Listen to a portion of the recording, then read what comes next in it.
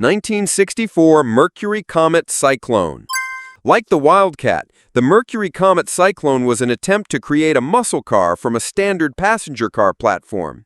Despite being equipped with a decent engine, its excessive weight and uninspired styling caused it to get lost in the crowd.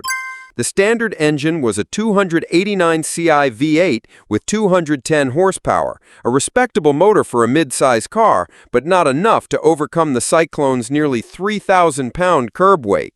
The result was poor handling compared to its more nimble peers and mediocre performance, with published 0 to 60 mph times in the high 9-second range. The styling was generic, featuring some muscle car hallmarks like bucket seats and special wheel covers, but it lacked a distinct identity to separate it from a standard, family-oriented Comet.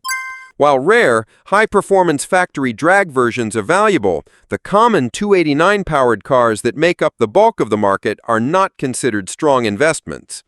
Recent sales of 1964 Comets range between $24,000 and $28,000, making them affordable but not a vehicle with significant appreciation potential. It is another almost car, a footnote in the muscle car story that is best avoided unless one finds an ultra-rare factory drag racing special.